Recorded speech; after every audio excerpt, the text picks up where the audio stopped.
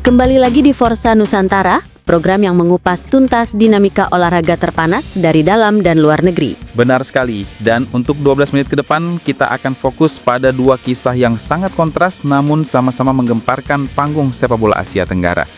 Dari negara tetangga, kami akan mengulas apa yang disebut sebagai tragedi naturalisasi Malaysia yang berakhir dengan hancurnya karir pemain. Dan dari dalam negeri, kita akan melihat drama yang tak kalah menarik. Strategi tangan besi pelatih timnas U17 Nova Arianto, kritik pedas yang menghina sepak bola Indonesia, dan takdir seorang pemain diaspora yang kini membuat publik Australia terheran-heran. Kita mulai dari berita pertama yang paling menghebohkan. Sebuah skandal besar kini menimpa Federasi Sepak Bola Malaysia, FAM, yang berakhir dengan sanksi berat dari FIFA. Ya, ini adalah kisah tentang bagaimana mimpi bisa berubah menjadi mimpi buruk. Malaysia yang beberapa waktu lalu gencar memamerkan 7 pemain naturalisasi baru mereka, bahkan mengklaim kualitas mereka jauh di atas pemain Indonesia, kini harus menelan pil pahit. FIFA dikabarkan telah menjatuhkan sanksi berat. Apa sanksinya? Bukan sekedar denda, tapi larangan berkecimpung di dunia sepak bola. Karir para pemain ini hancur seketika. Laporan menyebutkan, FIFA menemukan adanya skandal pemalsuan dokumen dalam proses naturalisasi mereka. Bisakah Anda membayangkan, pemain yang karirnya sedang menanjak seperti Facundo Garces yang tampil solid di La Liga Spanyol bersama Deportivo Alaves, atau Rodrigo Holgado, striker buas di Amerika, juga Iman Machuca yang disebut punya masa depan cerah di Liga Argentina. Karir mereka yang sedang di puncak itu kini tamat. FIFA tidak main-main. Banding pertama yang dikeluarkan oleh FAM dilaporkan telah ditolak secara mentah-mentah oleh FIFA pada 16 Oktober lalu. Dampaknya tidak hanya profesional, tapi juga personal. Para pemain ini tidak hanya kehilangan pekerjaan mereka, tapi juga mendapat hujatan masif dari negara leluhur mereka. Facundo Garces misalnya dicap sebagai mata duitan oleh publik Argentina karena dianggap telah menggadaikan negaranya hanya untuk menjadi warga negara Malaysia. Sangat ironis, seorang netizen bahkan berkomentar, "Saya kasihan pada mereka, diskorsing 1 tahun saja sudah mematikan karir seorang atlet. Karir ini jatuh hanya untuk menjadi warga negara Malaysia." Padahal pelatih Argentina Lionel Scaloni sempat mengindikasikan bahwa Garces punya kans membela timnas Argentina. Dan penderitaan tidak berhenti di situ. Saat karir mereka dibekukan, klub-klub mereka saat ini tentu saja akan membayar gaji pemain yang bermasalah dan tidak bisa bermain. Akibatnya, para pemain ini harus menanggung beban berat menghidupi keluarga mereka. Ini yang kemudian memicu drama baru. 4 pemain diantaranya, Rodrigo Holgado, Gabriel Palmero, Facundo Garces, dan Iman Machuca dikabarkan kompak terbang ke Malaysia. Tujuan menuntut FAM untuk bertanggung jawab dan membayarkan gaji mereka sesuai dengan yang mereka terima di klub terdahulu. Situasi ini membuat FAM semakin terpojok, dan skandal ini semakin terbongkar boroknya oleh media besar Argentina, Capital de Noticias. Media ini merilis temuan yang mengejutkan. Mereka menemukan akta kelahiran asli kakek dari Facundo Garces. Dan apa hasilnya? Ternyata kakek buyut Garces, Don Cipriano Garces dan Sebastiana Justa Fernandez adalah warga negara Spanyol asli, bukan berdarah Malaysia seperti yang mungkin diklaim dalam dokumen. Asli Spanyol dan berprofesi sebagai pedagang, tulis media tersebut. Ini adalah bukti telak yang diduga menjadi dasar pemalsuan dokumen. Meskipun kebobrokan ini sudah terungkap, FAM dilaporkan masih belum menyerah. Langkah hukum selanjutnya yang akan mereka ambil adalah mengajukan banding ke Pengadilan Arbitrase Olahraga Internasional, CAS. Dasar berita mereka cukup unik.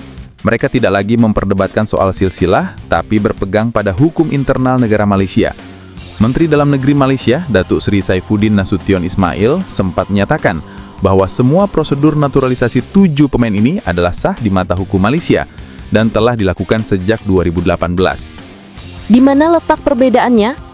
Aturan di Malaysia yang mungkin tidak ketat, diklaim sangat berbeda jauh dengan Indonesia. Video tersebut menyoroti bagaimana Indonesia punya undang-undang ketat, di mana pemain tanpa garis keturunan baru bisa dinaturalisasi setelah tinggal di Indonesia, minimal 5 tahun berturut-turut.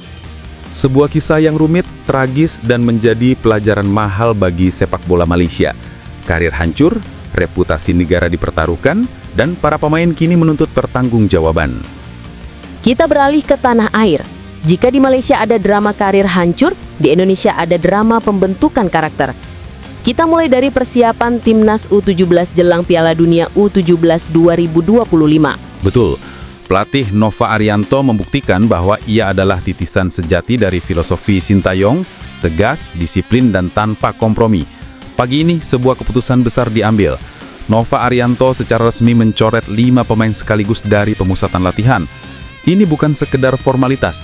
Pencoretan ini adalah bagian dari strategi khusus yang sedang diracik oleh Nova, terutama untuk menghadapi laga perdana yang sangat krusial melawan wakil Afrika, Zambia. Laporan menyebutkan Nova tidak mau lagi melihat kinerjanya hanya bertahan. Ia ingin para pemainnya tampil berani, agresif, dan mampu memegang kendali permainan. Untuk menjalankan skema ini, ia hanya membutuhkan pemain-pemain yang 100% sesuai dengan visinya, baik secara teknik, fisik, maupun mental. Ketegasan Nova ini menjadi bukti bahwa ia tidak main-main. Mantan asisten STY ini hanya akan membawa para prajurit yang paling siap. Para pendukung pun kini dibuat penasaran, strategi tak biasa seperti apa yang akan ditampilkan di laga perdana nanti. Di antara nama-nama yang lolos ke skuad final U17 itu ada satu kisah yang paling menarik dan mungkin bisa jadi tamparan bagi negara lain. Kisah ini datang dari Matthew Baker, seorang pemuda tangguh berdarah diaspora Australia. Anda mungkin ingat, Baker sempat menjadi rebutan antara dua negara, Australia dan Indonesia. Kini nasibnya membuat publik sepak bola Australia menurut laporan terheran-heran. Mengapa? Karena keputusannya memilih timnas Indonesia ternyata adalah pilihan yang 100% tepat. Begini ceritanya, saat Baker bersiap untuk Piala Dunia U17 bersama Indonesia, timnas Australia U17 justru dipastikan gagal total dan tidak lolos ke Piala Dunia U17 2025. Bayangkan, jika saat itu Matthew Baker lebih memilih membela Australia, mimpi tampil di panggung dunia sudah pasti kematian. Ia hanya akan menjadi penonton. Namun dengan memilih membela tanah leluhur ibu Indonesia, ia kini malah bersiap untuk turnamen agrab itu. Ini adalah bukti nyata penonton. Memilih Indonesia bukanlah sebuah langkah mundur, tapi sebuah langkah cerdas yang membawa ke panggung yang jauh lebih besar. Panggung yang bahkan tidak bisa dijangkau oleh negara tempat ia dibesarkan. Dari kisah inspiratif, kita beralih ke kisah yang panas di telinga. Di saat para penggawa Garuda sedang berjuang, sebuah pernyataan pedas dan meremehkan justru datang dari Belanda. Pelakunya adalah Anko Jansen, seorang pemain Belanda yang pernah merumput di PSM Makassar 2021-2022. Dengan arogan ia melontarkan hinaan yang menohok. Ia menyebut bahwa meskipun timnas Indonesia kini diperkuat banyak pemain top seperti Jai Idzas dan kawan-kawan, level sepak bola Indonesia secara keseluruhan tidak ada apa-apanya. Tidak hanya itu, ia juga mengkritik fasilitas, akademi, dan pelatih di Indonesia yang disebut mumpuni. Mengomentari para pemain naturalisasi, ia berkata, para pemain naturalisasi mendapat jutaan pengikut dan menjadi perhatian, tapi sepak bola di Indonesia sebenarnya tidak ada apa-apanya. Kritiknya bahkan melebar. Jansen menyebut Indonesia sebagai negara miskin, tapi warganya memiliki smartphone mahal dan gemar bermain media sosial, sehingga netizen Indonesia dikenal ganas.